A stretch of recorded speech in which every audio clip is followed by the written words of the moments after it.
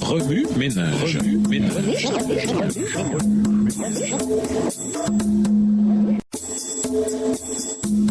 Remue ménage.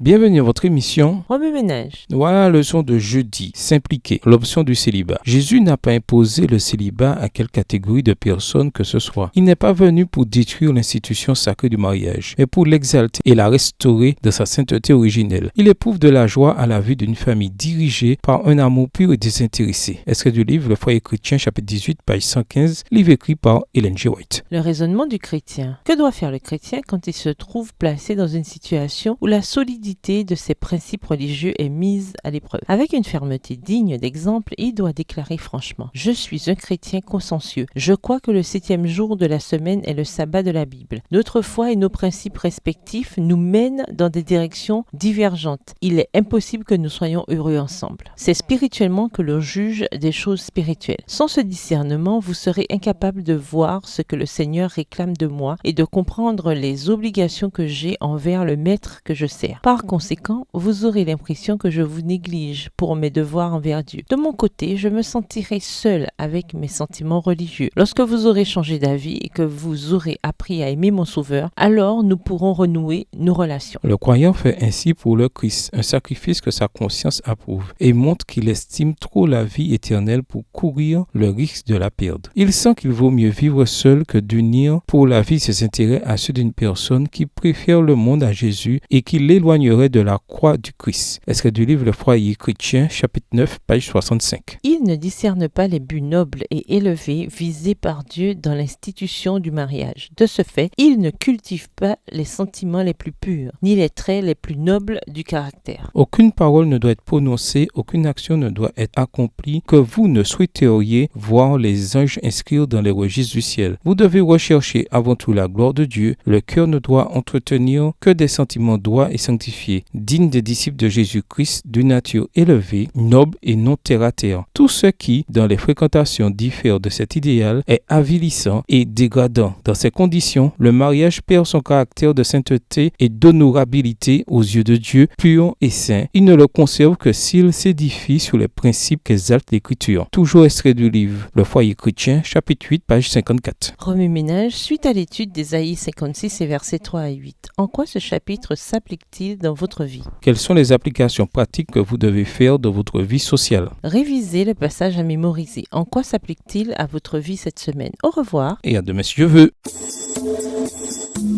Remue ménage. Remue ménage.